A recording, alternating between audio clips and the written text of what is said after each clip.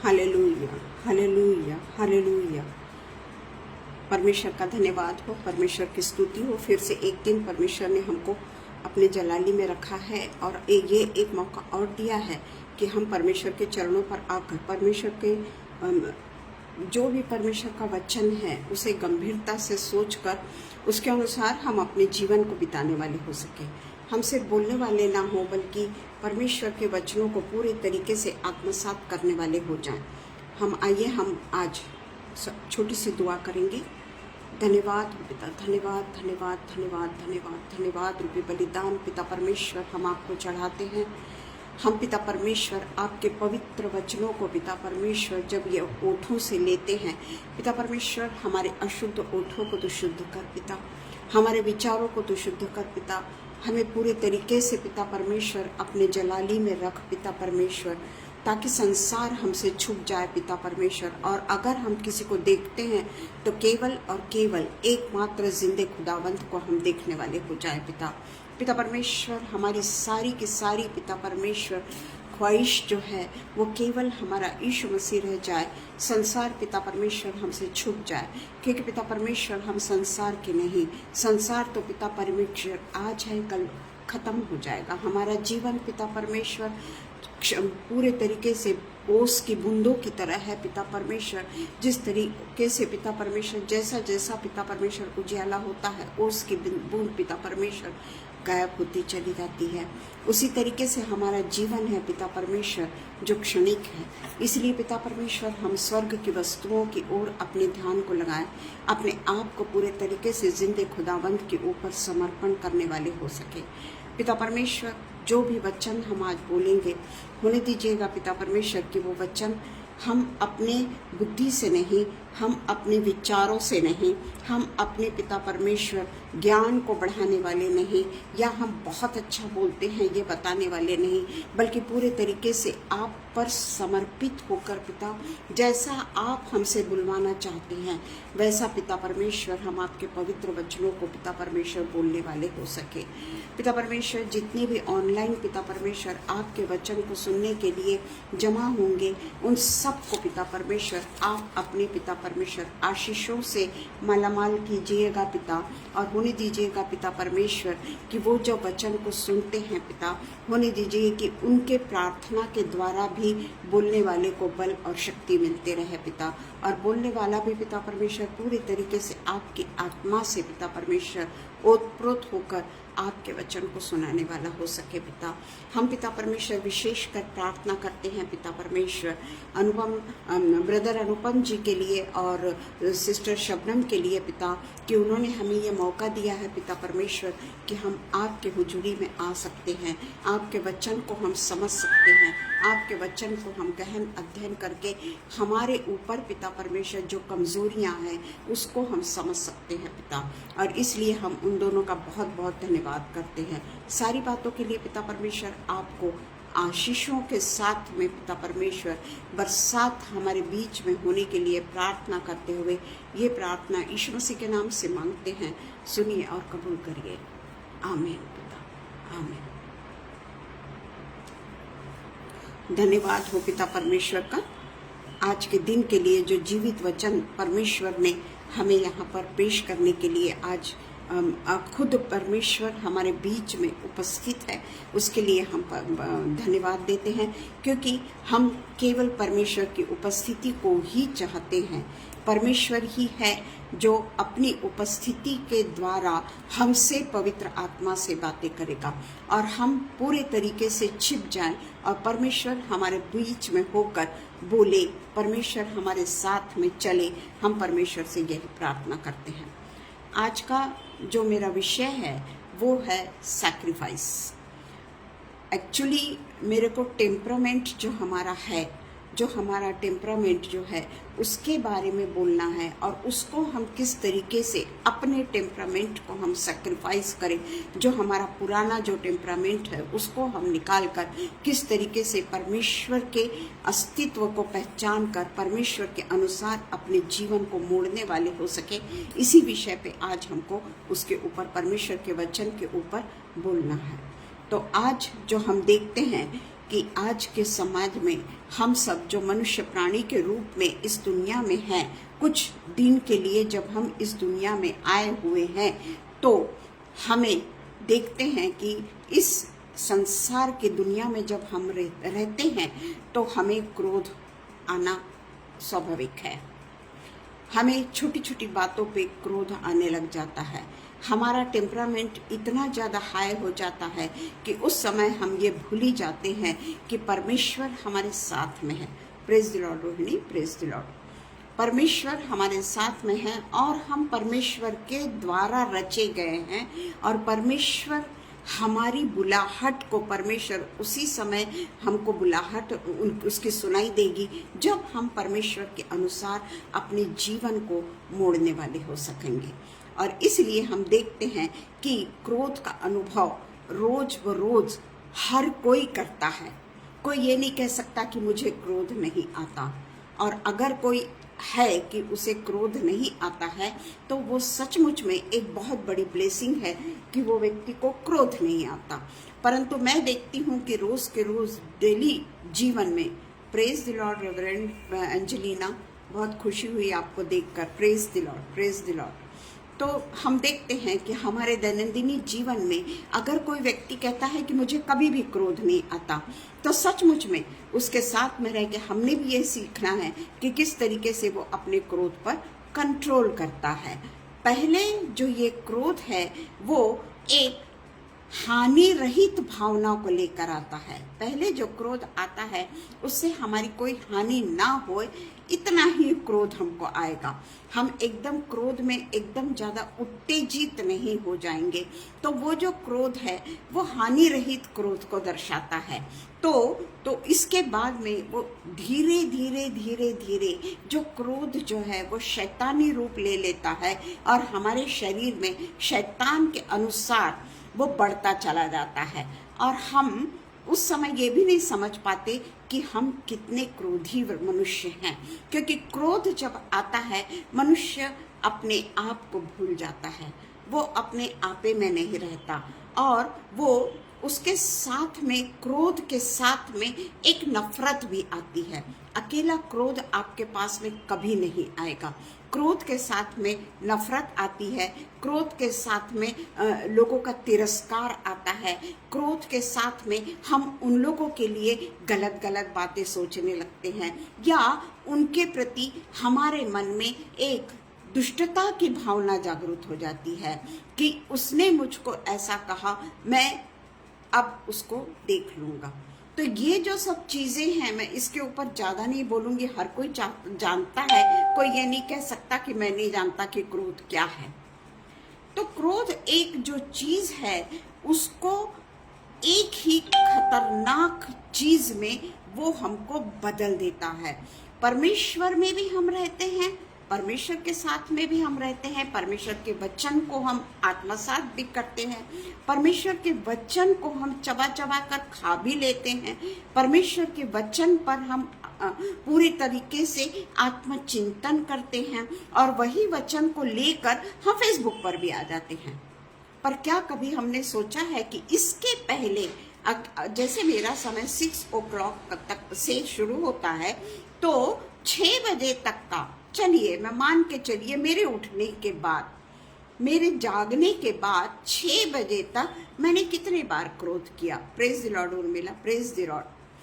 कितने बार मैंने क्रोध किया, इस बात का हमको एहसास ही नहीं होता। जब हमको क्रोध आता है ना, हम एहसास ही नहीं कर पाते कि हमको क्रोध आ गया है। और शैतान का ये बहुत बड़ा शस्त्र है कि हमको वो क्रोध में डालकर हमें परमेश्वर से दूर दूर दूर दूर लेके जाता है। और ये क्रोध की जो भावना होती है ये परमेश्वर को, क्योंकि क्रोध से कई बार उसका रूपांतर हत्याओं में भी हो जाता है। हम देखते हैं बदला लेने की भावना जागृत हो जाती है, हत्या करने की बातें आ जाती है, मैं उससे कभी संबंध नहीं रखूंगा, यहाँ तक कि हमारी सोच बदलती चली जाती है। तो फिर हमें इसको नियंत्रित कैसे करना है? क्या ये नियंत्रित हो सकता है हमारा क्रोध? क्या हम जो अति क्रोधी हैं या क्रोध की संतान है बोलिए। परमेश्वर ये नहीं कहता कि तुम्हें कभी क्रोध नहीं आएगा, पर क्या हमारा क्रोध नियंत्रण में रह सकता है? हम सोचें कि हमारा क्रोध क्या हमारे नियंत्रण में रह सकता है? क्या हमें याद रहता है कि मैं क्रोधी हो गया और क्रोध में मैंने अपना आपा खो दिया? उस समय क्या हमको अपना अस्तित्व की चिंता होती है, या उस समय क्या हम ये सोचते हैं कि मैं किसकी संतान हूँ? ठीक है, हम जो जगीक जो है वहाँ क्रोध का ठीक है, परंतु हमने जब पूरे तरीके से इस जग को छोड़कर परमेश्वर के अधीन जब हो गए हैं तो हम क्रोध के संतान नहीं हो सकते ना, क्योंकि सारा का सारा हमारा जो भी कुछ खुद का अस्तित्व हमने छोड़ दिया है और हमने परमेश्वर को पहन लिया है। तो हम क्रोध की संतान कैसे हुए? परंतु जिन्होंने परमेश्वर को सचमुच में नहीं पहना है या परमेश्वर को टेक इट फॉर ग्रांटेड ले लिया है, वो ये बात सोच सकता है।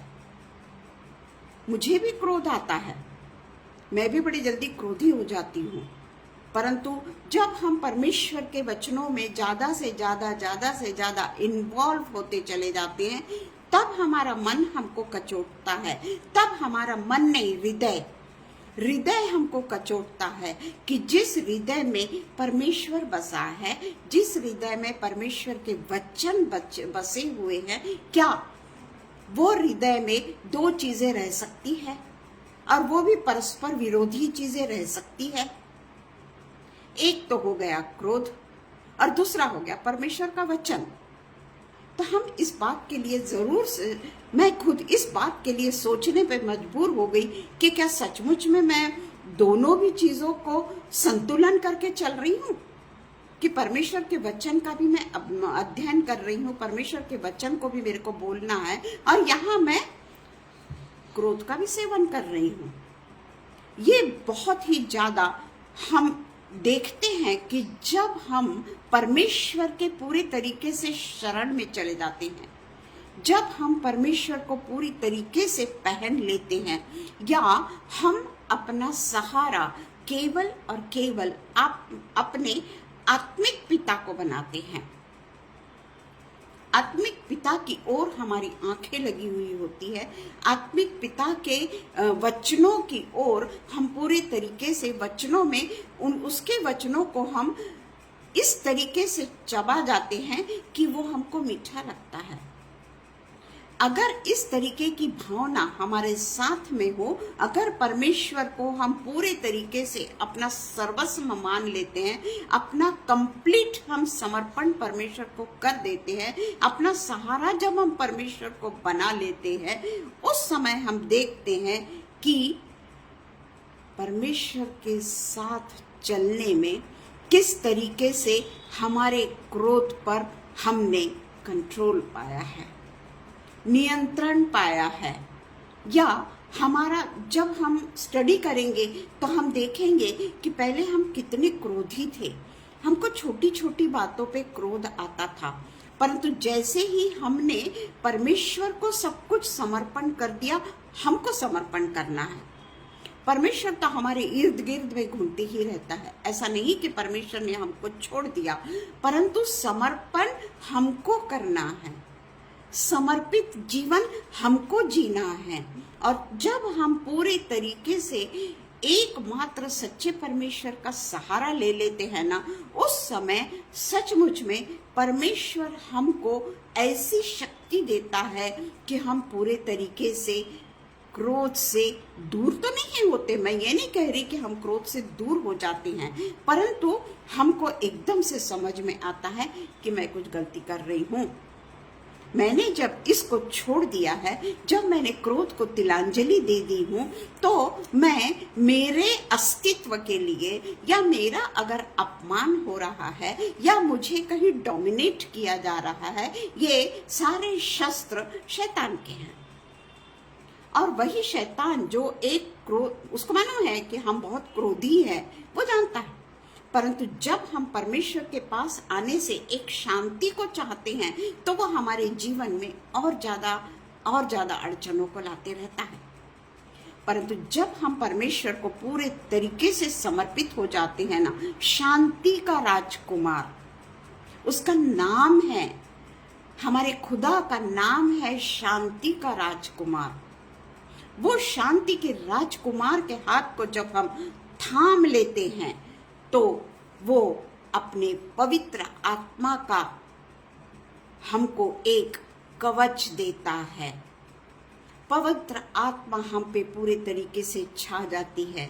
पवित्र आत्मा हमारा कंट्रोल ले लेती है और हम अपने आत्मा को जो संसार की ओर झुक रही थी, शारीरिक शक्तियां जो संसार की ओर झुक रही थी, उसको पवित्र आत्मा किस तरीके से नियंत्रण में रखता है वो हम देख सकते हैं। कब? जब हम अपने आप को बोले कि मुझे कंट्रोल करना है। कई जगह तो ऐसा होता है कि वो मानने को ही तैयार नहीं कि हम क्रोध करते ही नहीं। अगर मैंने कह दिया कि ना मैं तो क्रोध करती ही नहीं, या अगर मैं क्रोध करती हूँ XYZ की वजह से करती हूँ, वो मुझे हमेशा सताते हैं, वो मुझे हमेशा नीचा दिखाते हैं, या वो मेरी अवहेलना करते हैं, या वो मुझ पे अत्याचार करते हैं, या वो मेरी उपहास करते हैं, तो मैं क्या करूं? मैं परमेश्वर से यही कहूंगी, परमेश्वर मैं क्या करूं? मैं तो नहीं क्रोध करना चाहती, पर वो XYZ जो है वो मुझे क्रोध दिलाता है। पर हम अगर इस तरीके का बेवकूफी पूर्ण सवाल अगर परमेश्वर के सामने रखते हैं तो परमेश्वर कहेगा कि मेरा वचन तेरे लिए निरर्थक है। तू बोलती है कि जीवित कलाम को मैं पढ़ रही हूं, पर तेरे लिए वो जीवित कलाम नहीं है, क्योंकि मेरा वचन सब कुछ बताता है। क्रोध तो करो, पर उसमें लिखा है क्रोध तो करो पर सूर्य अस्त होने के पहले तुम्हारा क्रोध जाता रहे। यानी ऐसा नहीं कि सूर्य अस्त होने के बाद में वो क्रोध हमारे मन में हम जमा के रखते हैं, हम उसकी पूरे तरीके से अपने हृदय में उसको बसा के रखते हैं, और कभी तो भी ऐसा समय आता है कि वो क्रोध का स्फोट होता है। और जितनी हमने परमेश्वर से आशीषों को पाया है या परमेश्वर के लिए जितना भी कंट्रोल हमने किया है, वो एक दिखावा सिद्ध हो जाता है। क्योंकि परमेश्वर अगर हमारे साथ में है तो हम पर नियंत्रण रखने की कार्यवाही वो खुद करेगा। परमेश्वर की आत्मा हमें अपने नियंत्रण में रखेगी, और उस समय हम जो बहुत कुछ या करना चाहते हैं वो, क्योंकि हम परमेश्वर के लिए बहुत सारी चीजें करना चाहते हैं ना, हम परमेश्वर के लिए बहुत सारी चीजों को छोड़ देना चाहते हैं, हम परमेश्वर के लिए एक सादे जीवन को चाहते हैं, हम परमेश्वर के लिए गलत तरीके से काम करने से हम तौबा करते हैं, गलत रास्ते पे हम नहीं चलना चाहते, किसी को हम गाली नहीं देना चाहते, किसी के लिए हमारे मन से बदजुबान निकले ये हम नहीं चाहते। तो ये सारी चीजें जो हमको करना है या हमारी जो बहुत तीव्र इच्छा है वो तभी सिद्ध हो सकती है जब हम क्रोध पर पूरा नियंत्रण रखें। कोई भी मनुष्य ऐसा नहीं कह सकता कि मुझे किसी न किसी व्यक्ति से कोई तकलीफ नहीं है। कोई ना कोई जीवन में ऐसा होता ही है कि वो व्यक्ति से हमें बहुत तकलीफ रहती है। किसी को एक व्यक्ति है, किसी को बहुत सारे लोग हैं। हर एक प्रकार की चिंता या हर एक प्रकार का जो क्रोध है वो पाप को निमंत्रण देता है, क्योंकि क्रोध शैतान जानता है कि मनुष्य क्रोधी है, जन्मजात क्रोधी है, इसीलिए वो वहीं पे कुठाराघात करता है। पर जब हम परमेश्वर को पहन लेते हैं ना, तो वो क्रोध पे नियंत्रण हम अपने आप नहीं पर परमेश्वर की आत्मा से हम उसको पा सकते हैं। तो ये कैसे पा सकते हैं? परमेश्वर की आत्मा से हम कैसे रह सकते हैं? पवित्र आत्मा हमको क्या ऐसी मिल जाएगी कि हम संसार में चल फिर रहे हैं, संसार के सारी रीति रिवाजों में चल रहे हैं, सारा समय हम संसार। परमेश्वर मुझे तो समय ही नहीं मिलता, मैं क्या करूं? कभी हम बाद में रिटायर होने के बाद में हम पे कितनी रिस्पॉन्सिबिलिटी आ गई है, हमको कितने काम करने पड़ते हैं। कई बार हमारे वर्कर्स नहीं आते हैं, ये तो हमेशा सभी लोगों के ऊपर ये है, हमको पूरा घर का काम करना पड़ता है।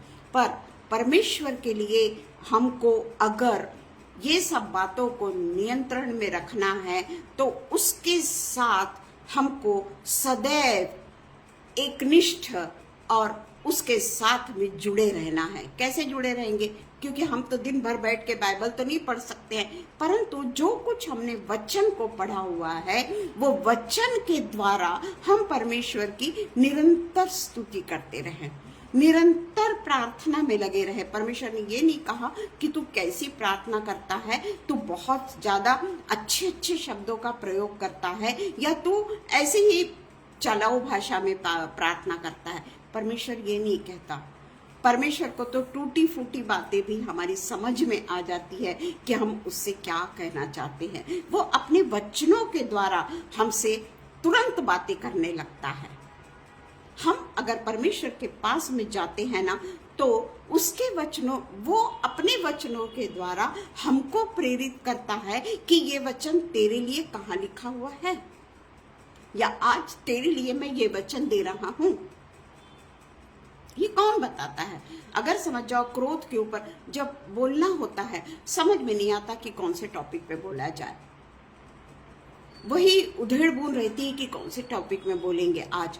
परंतु जब समय होता है ना, परमेश्वर एक कहीं से तो भी बराबर हमको टॉपिक देता है जो हमारे लिए महत्वपूर्ण होता है, दूसरों के लिए नहीं। हमारे लिए महत्वपूर्ण होता है कि हम उसमें क्या सीखें, हम उसमें क्या गलती करते हैं और हमको किस तरीके से अपने आप को रेक्टिफाई करना है। क्योंकि जब हम वचन एक दूसरे के साथ में शेयर करते हैं, जैसे अभी हम वचन को शेयर कर रहे हैं, है ना, और वचन को शेयर भी कर रहे हैं और वचन के द्वारा सीखने की कोशिश भी कर रहे हैं। और जब मैं वचन को बोल रही हूं तब मैं अपनी अंतरात्मा को भी परख रही हूं कि परमेश्वर मैं बोल तो रही हूं, पर क्या मेरी अंतरात्मा ऐसी है कि मैं बोलती कुछ और हूं और हूं मैं कुछ और। वो परमेश्वर कभी भी पसंद नहीं करेगा। तो हम देखते हैं कि हमको जो वचन है वो केवल जैसे फेसबुक पे जैसे हम शेयर कर रहे हैं उतना ही नहीं, बल्कि हमारे साथ में उठने बैठने वाले लोग, या हो सकता है रास्ते पे चलते चलते हमको कोई मिल जाए, या हो सकता है किसी न किसी कारण से हमको ऐसा व्यक्ति मिल जाए जो हमसे चाहता है कि हम उससे कुछ बातचीत करें। और वो वचन के द्वारा जो प्रार्थना में हमने परमेश्वर से वचन को मांगा था, वो वचन हम दूसरों को के साथ में शेयर कर सकते हैं और हम वो वचन के द्वारा अपनी आत्मा को भी प्रफुल्लित करते हैं। पर उसके बाद में फिर हम घरेलू इसमें आ जाते हैं, फिर हम घर के इसमें आ जाते हैं, फिर हमारे बच्चे हैं, पति है, पत्नी है, आजू बाजू के लोग हैं, जो भी कुछ है ना, जो भी कुछ है, फिर हम संसार में आ जाते हैं। चाहे हम थोड़ी देर के लिए क्यों ना आए, पर आते हैं जरूर। फिर हमको, जैसे परमेश्वर के हम इतने ज्यादा करीब हैं, परमेश्वर नहीं चाहता कि उसके भक्तगण गलत जगह पे जाए, या उसका भक्त या उसका जो प्रिय बेटा है वो गलत राह पे जाए, या वो परमेश्वर ये नहीं चाहता कि वो भटक जाए। पर फॉर टाइम बीइंग, थोड़ी सी देर के बाद में हमको फिर से ऐसा लगता है कि इसने मेरे लिए वैसा बोला। ये थॉट्स जो है, ये शैतान हमको परमेश्वर के वचन, वो कभी नहीं जाता, पर परमेश्वर के वचन के साथ में हमने रहना चाहिए, ये कभी नहीं चाहता। वो हम अय्यूब के बारे में देखते हैं किस तरीके से वो परमेश्वर के इर्द गिर्द घूम के, किस तरीके से वो अय्यूब के लिए 2 बार परमेश्वर को बोलता है, और दोनों बार वो किस तरीके से अय्यूब के लिए परमेश्वर से आज्ञा को मांगता है। आज्ञा किससे लेता है? वो परमेश्वर से लेता है। पर हमारे जीवन में हम जो कार्य कर रहे हैं, परमेश्वर के वचन देने के बाद में हम जो कार्य कर रहे हैं, हम परमेश्वर को तिलांजलि दे देते हैं कुछ ही देर में, चाहे वो थोड़ी देर के लिए क्यों ना हो। और थोड़ी सी देर के लिए शैतान हमारा नियंत्रण अपने आप ले लेता है, समझता भी नहीं हमको कि हमें कब गुस्सा आ गया। गुस्सा करना, मैं ये नहीं कह रही हूँ कि गुस्सा, हर किसी को क्रोध का एक परिमाण है, परंतु उससे ज्यादा अगर, यानी जब हमारे मन में शैतान समा जाता है, क्रोध वो है जब हमारे मन में शैतान समा जाता है, हमको अपना बिल्कुल भी होश नहीं रहता। मरो या मारो, ये निर्णय पर हम पहुंच जाते हैं, या मरो या मारो हम लोगों के लिए नहीं भी है, परमेश्वर तूने उसके लिए हमेशा अच्छा ही किया। तू जानता है कि मैं कितनी तकलीफ में हूं, और मैं देखती हूं कि उसको तू फ्लरिश करता चला जा रहा है। बिल्कुल हम लोग मैं तो परमेश्वर के साथ में ऐसी बातें करती हूँ, एक बच्चे की तरह हम परमेश्वर से बातें करते हैं कि परमेश्वर ऐसा क्यों। परमेश्वर उस समय तो खामोश रहता है, क्योंकि वो जानता है कि हम गुस्से में या हम कुछ शिकायत कर रहे हैं। वो खामोश उस समय रहता है, या हो सकता है उस समय वो हमसे बात करता होगा, पर हम जो खामोश नहीं है, हमारा मन जो चंचल तरीके से ये हो रहा है, इसलिए हमको उस समय उसकी आवाज नहीं सुनाई देती। पर कुछ ही देर के बाद में, थोड़ी ही देर के बाद में, मैं मेरा अनुभव बताती हूँ, थोड़ी ही देर के बाद में हमको ऐसा लगता है कि परमेश्वर मुझसे कुछ कह रहा है। किसी न किसी तरीके से परमेश्वर उसी विषय पे उंगली रख के हमको चलना सिखाता है, और हम फिर से परमेश्वर के वचन को पूरे तरीके से एक दूसरे के साथ में हम शेयर करने वाले हो जाते हैं। वो वचन को सिर्फ अपने पास मत रखिए, वो वचन को आप अपने हृदय रूपी उसमें बंद मत रखिए। हृदय रूपी अलमारी में उसको बंद करके गोदरेज का ताला मत लगा दीजिए। ये मत सोचिए कि मुझको अगर पूरे तरीके से आशीषें मिल चुकी है तो मैं ये आशीषें दूसरों को नहीं दूंगी। मैं नहीं चाहती कि वो मेरा जो दुश्मन है वो स्वर्ग में चला जाए, या मुझे जो नहीं अच्छा लगता वो बदल जाए। मैं नहीं चाहती। पिता परमेश्वर, मैं कुछ गलती नहीं करूंगी, मैं मैं कभी क्रोध भी नहीं करूंगी, कुछ भी नहीं करूंगी, पर जो तूने मुझसे बातचीत किया है, जो मैं तेरे वचन को तूने मेरे साथ में शेयर किया है, वो मैं किसी और को नहीं दूंगी। ये भी एक गलत तरीका है जो परमेश्वर नहीं पसंद करता। परमेश्वर बोलेगा कि मैंने भी तुझसे इतना ही प्रेम किया, अगर मैं तुझसे प्रेम नहीं करता तो क्या होता। जिस तरीके से हम जल्दी से देखेंगे योना, सबसे पहले हम देखेंगे इफिसियों 4 1 से 11, बहुत बड़ा हो जाएगा ना। इफिसियों 4 1 से 11 बहुत बड़ा हो जाएगा, नहीं इफिसियों 4 26-27 पढ़ लेते हैं, 26 एंड 27। क्रोध तो करो पर पाप मत करो, सूर्य अस्त होने तक तुम्हारा क्रोध ना रहे। परमेश्वर ने ऐसा नहीं लिखा है कि सूर्यास्त होने के बाद में सूर्योदय से तेरा क्रोध फिर से शुरू हो जाए। ये नहीं लिखा है कि भैया परमेश्वर तूने तो बोला कि सूर्य अस्त होने तक तू सब क्रोध को निकाल दे, तो सूर्यास्त होने के बाद में हम एकदम शांत हो जाए और सूर्योदय होते ही फिर से हमारा पुराना मनुष्यत्व हम में आ जाए। इससे क्या होगा अगर हम ऐसा करेंगे? तो 27वां वचन कहता है, और न शैतान को अवसर दो। बस इतना ही है, और ना शैतान को अवसर दो। शैतान हर समय हमारे इर्द गिर्द में घूमता है। थोड़ी सी देर के लिए, 1 सेकंड के लिए वो हमको परमेश्वर के प्रति बोलो, लोगों के प्रति तिरस्कार की भावना देके दूसरी जगह में चला जाता है। तो इसीलिए हम देखते हैं 31 एंड 32 भी उसका देख लेंगे हम। इस कारण मनुष्य अपने माता पिता को छोड़कर अपने पत्नी से मिला रहेगा और वो दोनों एकदम। यह तो भेद बड़ा है, पर मैं यहाँ मसीह और कलीसिया, नहीं ये कुछ दूसरा है, सॉरी। हाँ, तो हम देखते हैं कि इफिसियों 4 का 26 और 27 में क्रोध के बारे में लिखा हुआ है। क्रोध के बारे में लिखा है कि क्रोध हमारा कैसा हो, क्षणिक हो। सूर्यास्त तक यानी क्षणिक हो, और वो फिर से रिपीट ना हो। उसके बाद में हम क्रोध के बारे में योना का देखते हैं। योना 4 1 से 11 तक है, पर हम जानते हैं योना को बहुत वो बात बुरी लगी कि निनवे के लोगों को परमेश्वर ने माफ कर दिया। मुझसे तो कहा था कि निनवे को मैं नाश कर दूंगा, जा तू निनवे में जा, इसलिए तो मैं तर्शीश को जा रहा था। परमेश्वर मैं जानता था तू क्षमाशील है, तू दयावंत है, तू धीरज में बहुत ज्यादा धीरज है तेरे में, इसलिए तो मैं नहीं आ रहा था ना निनवे में। मैं तर्शीश को जा रहा था। वो परमेश्वर से गुस्सा हो गया। उसने यहोवा से यह कहकर प्रार्थना की, हे यहोवा, जब मैं अपने देश में था तब क्या मैं यही बात ना कहता था?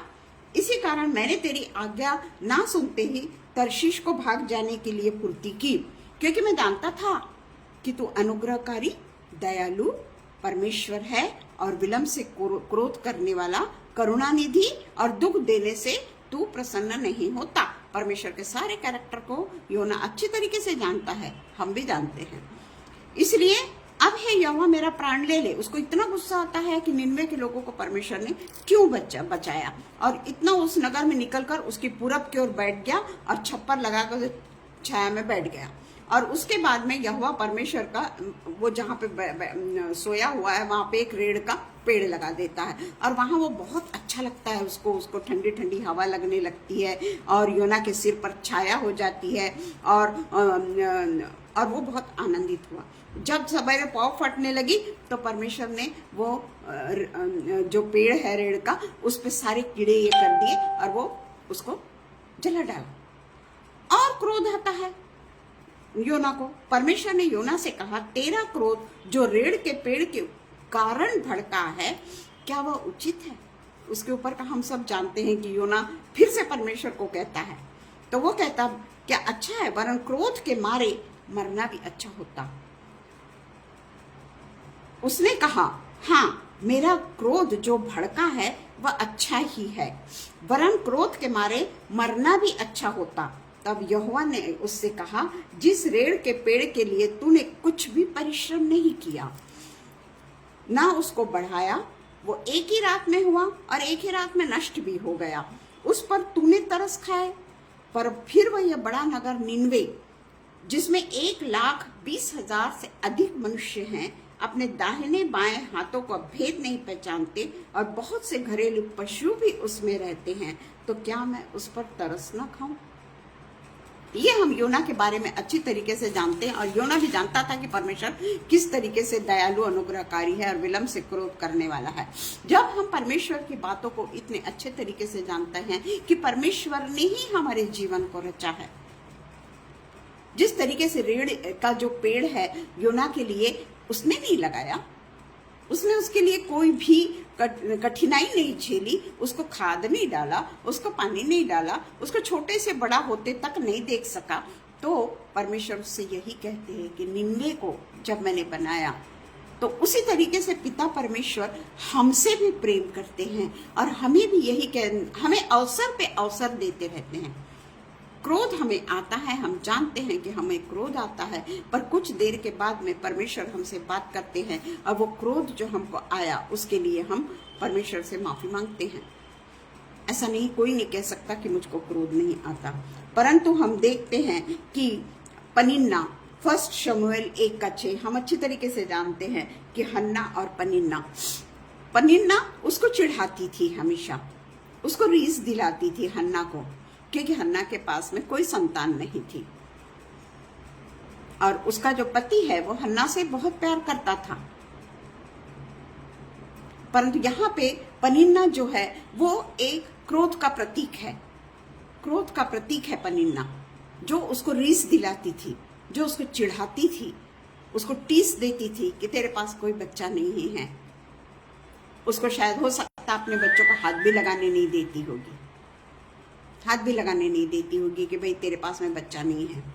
तो हम देखते हैं कि 1 शमूएल 1:6 में हम देख लेते हैं, परंतु हम जानते हैं 1:6 में क्या लिखा है। हम जल्दी से कैन के बारे में देख लेंगे। उत्पत्ति 4:4 और हाबिल भी अपनी भेड़ बकरियों के कई एक पहलौठे बच्चे भेंट चढ़ाने के लिए आया और उनकी चर्बी भेंट चढ़ाई। तब यहोवा ने हाबिल से उसकी भेंट को ग्रहण किया। और कैन क्या लेकर आया था? उसने भेड़ बकरियों का चरवाहा बन गया। कुछ दिनों के पश्चात कैन यहोवा के पास भूमि के उपज में से कुछ भेंट ले आया, कुछ लिटिल वन। अब उसने उसमें से कौन सी भेंट लाई, उसके उपज की प्रथम भेंट लाई कि जो खराब हो गई उपज वो लाई, सूखी हुई उपज लाई, पता नहीं, पर उसमें यहाँ पे लिखा है कि खेती करने वाला किसान उसमें से कुछ लेकर आया। जिस तरीके से हम हन्ना और सफीरा को देखते हैं, हनन्या और सफीरा के बारे में जानते हैं कि किस तरीके से वो लोगों ने चोरी करके अपने लिए बचा के रखा और उसमें से कुछ पतरस और उसके चेलों के पास में उसके पैरों पर चढ़ाने के लिए आए। वैसे ही कैन के बारे में भी यहाँ पर यही लिखा हुआ है, परंतु जो उसका भाई था हाबिल, उसने उत्तम चीज परमेश्वर के पास में लेकर आया और वो जो उस समय क्रोधित हुआ कैन, उस समय भी परमेश्वर की उसी समय की वो चालू हुई थी वंशावली, पर कैन क्रोधित हुआ और उस समय उसने अपने भाई का मर्डर कर दिया। इतना ज्यादा उसको क्रोध आया कि परमेश्वर ने मेरी भेंट क्यों नहीं ग्रहण की, इसकी भेंट परमेश्वर ने क्यों ग्रहण की, और वो परमेश्वर पर बहुत नाराज हुआ। यदि तू भला करे तो क्या तेरी भेंट ग्रहण न की जाएगी। परमेश्वर उससे कहता है तू क्यों क्रोधित हुआ, तो यदि तू भला न करे तो पाप द्वार पर छिपा रहता है और उसकी लालसा तेरी ओर होगी। क्रोध जो है वो पाप को जन्म देता है, अत्यंत क्रोध पाप को जन्म देता है और उसकी लालसा, पाप का जो की लालसा जो है वो बढ़ती जाती है। क्रोध दिन पे दिन बढ़ते जाता है और वो क्रोध जो है वो लोगों की जान लेने तक पहुंच जाता है। हम आज के युग में भी देखते हैं, आज के युग में तो बहुत ज्यादा क्रोध लोगों के मन में रहता है। तो परमेश्वर ने यहाँ पे जो है उसको हाबिल का ब्लड ऑफरिंग उसने ग्रहण किया। हाबिल ने जो ब्लड ऑफरिंग दिया था, पशु पक्षी जो भी कुछ उसके पास में था, उस सब के पहलौठों की भेंट, प्रथम जो संतान की भेंट जो परमेश्वर को चढ़ाने के लिए बोला गया था, उसके अनुसार उसने भेंट चढ़ाया। अब उस समय प्रथम पशु की भेंट चढ़ाना ये नियम आया था या नहीं आया था, ये मैंने अभी पढ़ा नहीं है, क्योंकि ये कैन और हाबिल के ही बारे में है, तो उस समय तो व्यवस्था नहीं आई होगी। परंतु फिर भी कैन ने उत्तम से उत्तम बलिदान, प्रथम पशु के बलिदान उसने चढ़ाया, तो प्रथम परमेश्वर को हाबिल का ब्लड ऑफरिंग पसंद आया। परंतु कैन ने अपनी उपज में से कुछ परमेश्वर के लिए ले आया, तो कुछ तो भी उसने अपने लिए रखा। तो परमेश्वर को क्रोध पाप की ओर, ऐसे विचारों की ओर जो गहरा पाप करने को हमको प्रेरित करती है, गहरा पाप करने के लिए हमको उत्तेजित करती है। क्रोध एक ऐसी चीज है जो क्रोध अगर हमारे मन में आ जाए ना, और वो भी वो वाला क्रोध जो रिवेंज लेना चाहता है, जो कठोर हो जाता है क्रोध के कारण, उसका हृदय जो है वो सुनने को तैयार नहीं रहता। उस समय उसके जीवन में कोई आनंद काम नहीं करता, उसको कोई आनंद के साथ में कोई मतलब नहीं रहता। वो सारा समय क्रोध की अग्नि में जलते रहता है, क्रोध की अग्नि में वो जलते रहता है। अब ये कैन और हाबिल का जो बलिदान परमेश्वर को चढ़ाया गया, कैन ने उसी समय हाबिल की हत्या की या कब हत्या की ये नहीं लिखा है, पर अपने भाई हाबिल से कुछ कहा, और जब वे मैदान में थे तब कैन ने अपने भाई हाबिल पर चढ़कर उसे घात किया। और जब परमेश्वर उससे पूछते हैं कि हाबिल कहाँ है, वो कहता मुझे क्या मालूम, क्या वो मैं मालूम नहीं, क्या मैं उसका रक्षा करता हूँ, अपने भाई का रखवाला हूं मैं। तो हम देखते हैं कि क्रोध पाप को जन्म देता है और ऐसे विचारों की ओर हमको लेके जाता है। वो क्रोध अगर कंट्रोल में नहीं रहा तो ऐसे विचारों की ओर लेके जाता है जो हमें और भी ज्यादा गहरा पाप करने को उकसाता है, और भी ज्यादा हमको कठोर बनने के लिए कठोर बन जाते हैं हम, और हमको पूरी तरीके से हमारा कंट्रोल पूरी तरीके से शैतान ले लेता है। शैतान ले लेता है, हम ही उसके हाथों में आ जाते हैं। शैतान हमसे क्या लेगा, हम ही शैतान के अधीन होते चले जाते हैं। तो हम इस तरीके से हम देखते हैं कि परमेश्वर का वचन क्रोध के बारे में याकूब 1:19 और 20, याकूब 1:19 and 20, जेम्स। हे मेरे प्रिय भाइयों, यह बात तुम जान लो, हर एक मनुष्य सुनने के लिए तत्पर और बोलने में धीरे और क्रोध में धीमा हो। यानी बोलने में भी धीमापन और सुनने में हमेशा अपने आप को तैयार रखना है। मैं इसकी बातें क्या सुनूं, इसको तो कुछ बोलना ही नहीं आता, या मैं इसकी बातें क्यों ये करूं, वो कौन है मेरे को समझाने वाला, या वो कौन है मेरे को गाइड करने वाला। आजकल ये भावना ज्यादा है हम लोगों में। वो अपने आप को क्या समझता है जो हमेशा हमको ये सिखाते रहता है। तो इस तरीके की भावना अगर हमारे मन में है तो हम बोलने में धीमे कभी नहीं हो सकते, क्योंकि हमारे मन में पाप है, हमारे मन में रिवेंज है, हमारे मन में दूसरे के प्रति एक प्रकार का कंपटीशन है, और वो क्रोध को जन्म देता है। तो क्योंकि मनुष्य का क्रोध परमेश्वर के धर्म का निर्वाह नहीं कर सकता, स्पष्ट है कि अगर हम बहुत ज्यादा क्रोधी हैं तो कभी भी हम परमेश्वर के धर्म के को नहीं खोज सकते और परमेश्वर के राज्य में नहीं जा सकते। बराबर है कि वो हमको क्रोध में रहते रहते हमारा जो ब्लड है ना वो पूरी तरीके से सूख जाता है प्रियो, क्योंकि हम हमेशा क्रोध में जलते रहते हैं। तो वही एक निगेटिविटी हमारे शरीर में पैदा हो जाती है, हमारे शरीर में जो पित्त है वो गर्म हो जाता है और उसके कारण हमारे शरीर में रोग भी हो जाता है, हम बीमार भी पड़ जाते हैं। जैसे रोहिणी ने लिखा है कि हम बीमार भी पड़ जाते हैं। कई बार हम इसके वजह से हम अपने जीवन को खो बैठते हैं। क्रोध की वजह से कोई हत्या ही कर देता है हमारी, या हम पूरे तरीके से तिरस्कृत हो जाते हैं। तो क्रोध में परमेश्वर का वचन कहता है क्रोध तो करो पर पाप मत करो। क्रोध तो करो पर पाप मत करो। पाप किसने किया? कैन ने किया, है ना। क्रोध तो करो पर पाप मत करो। तो पाप, अगर आप धीमे हो बोलने में, अगर क्रोध में आप धीरे हो तो आपको उसी समय बराबर कंट्रोल करना आ जाएगा कि क्रोध को हम किस तरीके से शांत होके हम किस तरीके से गंभीर पाप से छूट सकते हैं। या याकूब का 1 का 2 and 4, जेम्स 1 2 and 4।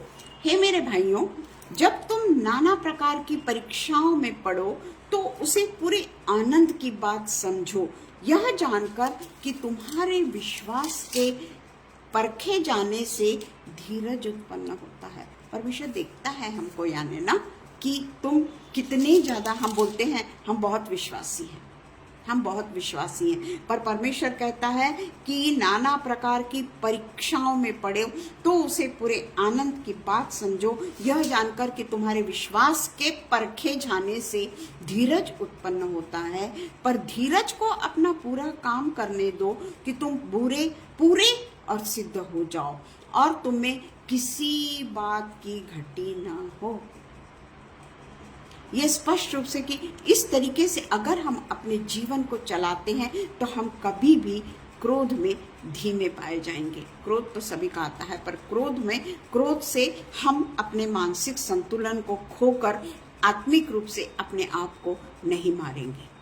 और बुरे लोग, निर्दोष लोगों के साथ में जो दुर्व्यवहार करते हैं, हम देखते हैं कई लोगों के साथ में जो क्रोध नहीं करते, जिन्हें गाली देना नहीं आता, जो झगड़ा करना नहीं जानते, या किसी के साथ में जब ऊंचे पे बोलना है तो खुद रोने पे आ जाते हैं, उनको नहीं जमता है। तो जो बुरे लोग हैं ना, वो निर्दोष लोगों के साथ में दुर्व्यवहार करते हैं, क्योंकि वे उनको कमजोर समझते हैं कि ये तो बहुत ज्यादा कमजोर व्यक्ति है, इसके साथ में अगर हम कुछ भी करें तो ये कोई भी रिवेंज हमसे नहीं लेता, और उसको समझ लेते हैं कि ये इनकार नहीं करता, या ये कमजोर कड़ी समझ लेते हैं, उसको कमजोर कड़ी समझ लेते हैं। पर परमेश्वर के वचन के अनुसार हमें भलाई के बदले बुराई नहीं करनी है, भलाई के बदले बुराई नहीं करनी है, और क्रोध को हमको अवसर देना है।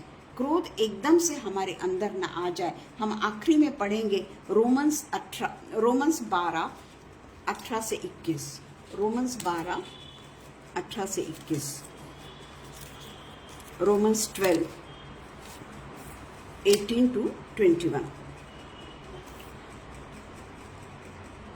जहां तक हो सके तुम भरसक सब मनुष्य के साथ मेल मिलाप रखो। हे प्रियो, बदला न लेना। और हमको तो ऐसा लगता है अगर हमने बदला नहीं लिया तो वो हमको कमजोर समझ लेगा, वो और हमको सताएगा, और सचमुच में सताते हैं। जब अगर हम शांत हो जाते हैं, बदला नहीं लेते हैं, किसी भी चीज का तिरस्कार उलट के जवाब नहीं देते हैं, तो वो हमको कमजोर समझ लेते हैं। पर परमेश्वर का वचन कहता है सब मनुष्य के साथ मेल मिलाप रखो। हे प्रियो, बदला न लेना, परंतु परमेश्वर के क्रोध को अवसर दो। परमेश्वर का क्रोध अगर हम पर भड़का तो हम कहीं के नहीं रह जाएंगे, परंतु परमेश्वर के क्रोध को अवसर दो, क्योंकि लिखा है बदला लेना मेरा काम है। प्रभु कहता है मैं ही बदला दूंगा। परंतु यदि तेरा बैरी भूखा हो तो उसे खाना खिला, यदि प्यासा हो तो उसे पानी पिला, क्योंकि ऐसा करने से तू उसके सिर पर अंगार का ढेर लगाएगा। बुराई से ना हारो, परंतु भलाई से बुराई को जीत लो। हालांकि हम देखते हैं कि आजकल का जीवन बड़ा कठिन है।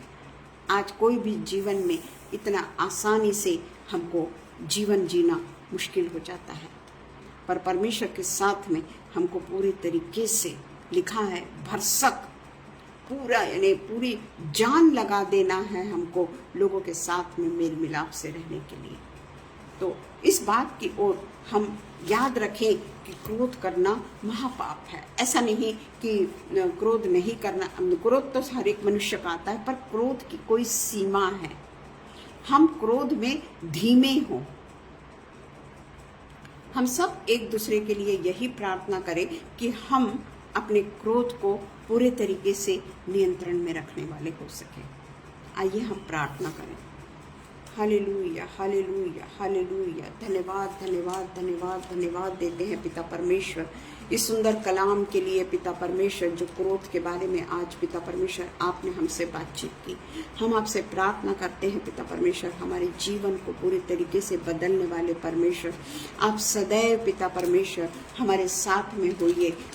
हम पिता परमेश्वर पूरे तरीके से अपने आप को नियंत्रण में रखने वाले हो सके। किसी के साथ में पिता परमेश्वर हमारे मन में बदले की भावना ना हो, तिरस्कार की भावना न हो पिता परमेश्वर, क्योंकि वही तिरस्कार पिता परमेश्वर क्रोध को जन्म देता है।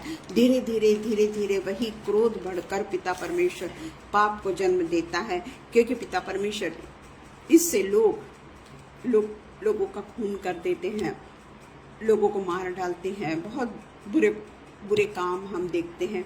इसलिए पिता परमेश्वर जैसा आपका वचन हमको सिखाता है, वो वचन के अनुसार पिता परमेश्वर हम अपने जीवन में काम करने वाले हों, अपने जीवन को हम बदलने वाले हों, और